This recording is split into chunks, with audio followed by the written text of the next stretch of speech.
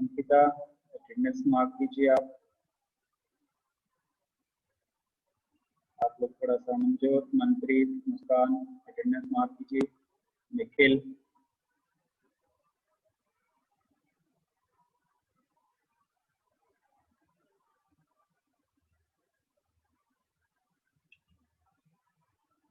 तो हम लोग स्टार्ट करते हैं लेक्चर। तो आप लोग को फॉर्मुलेशंस मालूम है। ये आज हम जो प्रॉब्लम सॉल्व करने जा रहे हैं वो सारा डी ब्रॉगली हाइपोथेसिस पे है, डी ब्रॉगली वेवलेंथ पे बेस्ड है। तो डी ब्रॉगली वेवलेंथ पे हम लोगों ने 3 to 4 फॉर्मुलेशन ट्राई किए थे, उसी पे न्यूमेरिकल सॉल्व करेंगे।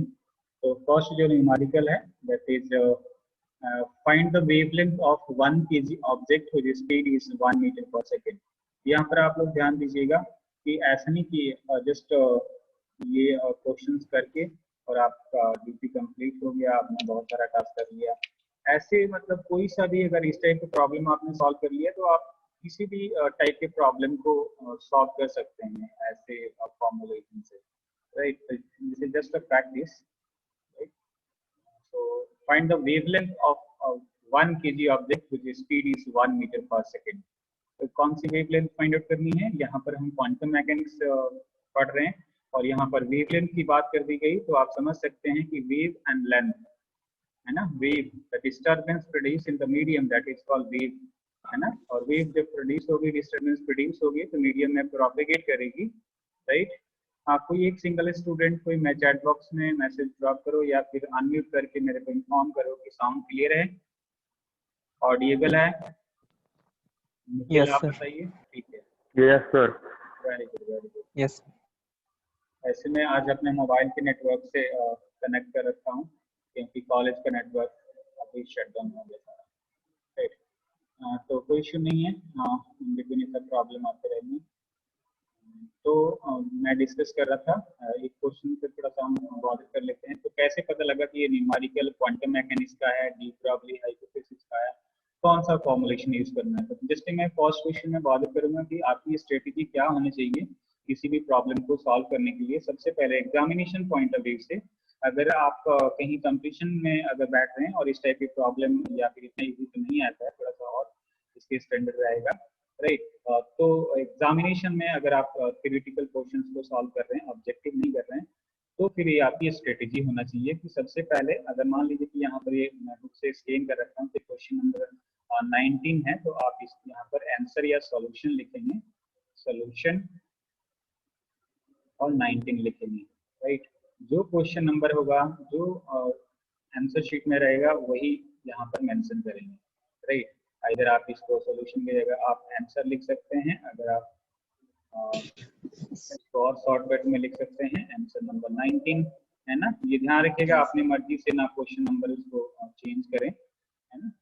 तो ये एग्जाम पॉइंट ऑफ व्यू से। और उसके बाद आपको फटाफट लिखना है गिवन दैट। गिवन दैट आपको क्वेश्चन में क्या क्या प्रोवाइडेड है उस फिजिकल पैरामीटर को फाइंड आउट कीजिए और नोट डाउन कर लीजिए। फाइंड द वेवलेंथ, पहले तो पूछ रखा है कि वेवलेंथ, वेवलेंथ का सिंबल लैम्डा होता है और इसको क्वेश्चन मार्क कर लीजिए, ये हमें फाइंड आउट करना है। ऑफ 1 kg ऑब्जेक्ट, केजी किसी मास का यूनिट होता है, तो मास ऑब्जेक्ट का दे रखा है 1 kg, ये हमने मेंशन कर दिया, राइट। तो speed is 1 metre per second. अब ये 1 kg ऑब्जेक्ट, ये कोई ऑब्जेक्ट है और इसका मास जो है 1 kg है, राइट। और ये 1 मीटर पर सेकेंड के स्पीड से मीडियम में प्रोपेगेट हो रहा है, राइट। तो ये इसकी स्पीड हो गई। तो स्पीड भी हम लोग लेते हैं, speed v is equal to 1 metre per second. तो ये बहुत ही इजी क्वेश्चन है, ये जस्ट आपको कॉन्फिडेंस बिल्डअप करेगा कि अरे तो हमने कैलकुलेट कर लिए। So now we are going to find out the wavelength associated with 1 kilogram of object. With the help of this numerical, you can find out any amount of object wavelength associated with any amount of object, right? किसी भी object के साथ wavelength कितनी associated होगी, that is the de Broglie hypothesis. Every material particle associated with the wave and that have characteristics wavelength, frequency, amplitude and so on, right. And that wavelength is called de Broglie wavelength.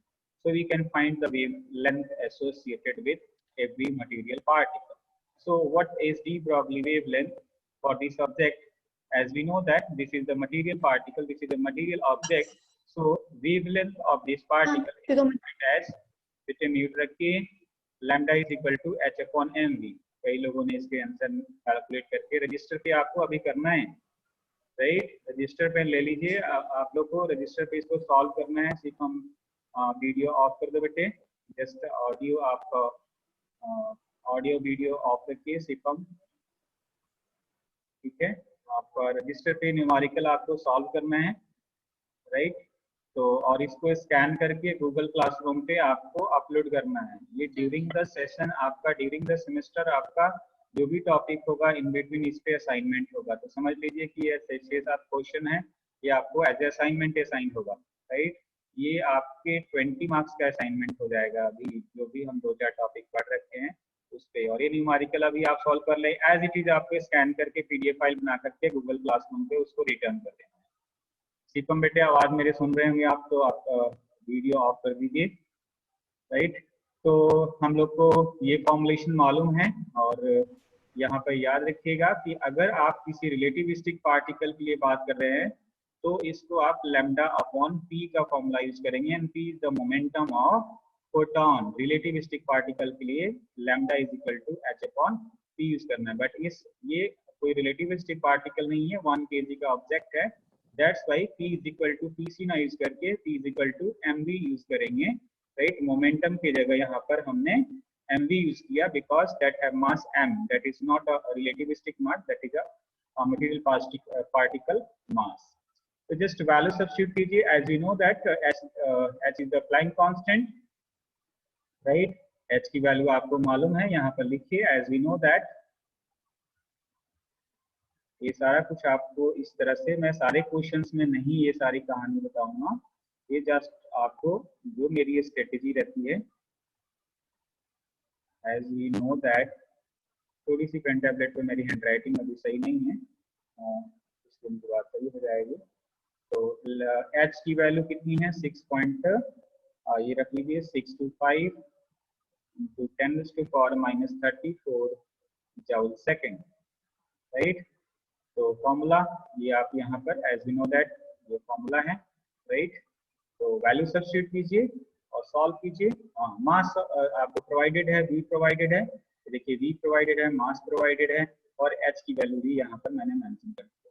Now you can calculate the value of wavelength associated with this particle, right. तो आपको calculate कीजिए इसको, और answer जिससे मैं पूछूंगा वो unmute होकर के आंसर बताए, राइट।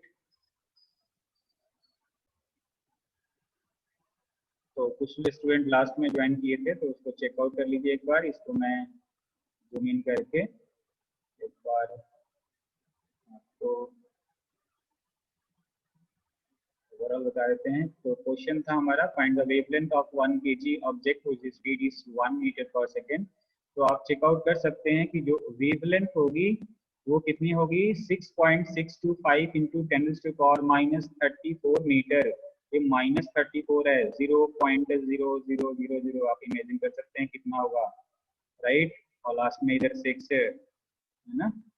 तो इस वेवलेंथ को इतनी स्मॉल डिस्टेंस जो कहीं एग्जिस्ट कर रहा है, ये मैं डॉट भी बना रहा हूँ तो ये तो आपको विजिबल है ना। इस डॉट को भी मैं स्क्रीन पे आपको रिप्रेजेंट कर रहा हूँ, ये विजिबल है।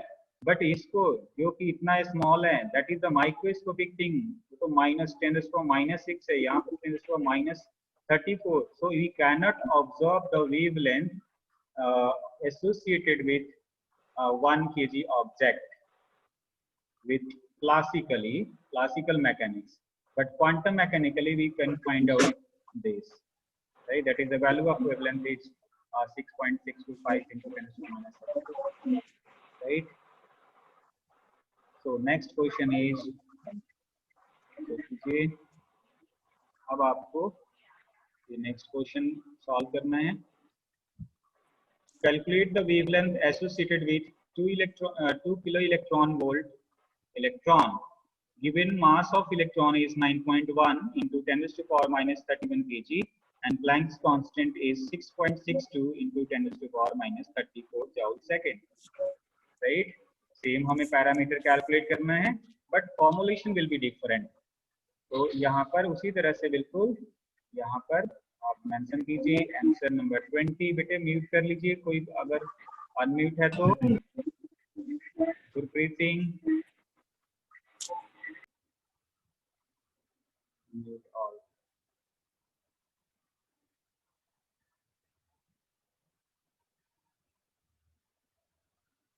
20 नंबर क्या कैलकुलेट करना है जी? वेवलेंथ लैम्डा कैलकुलेट करना है।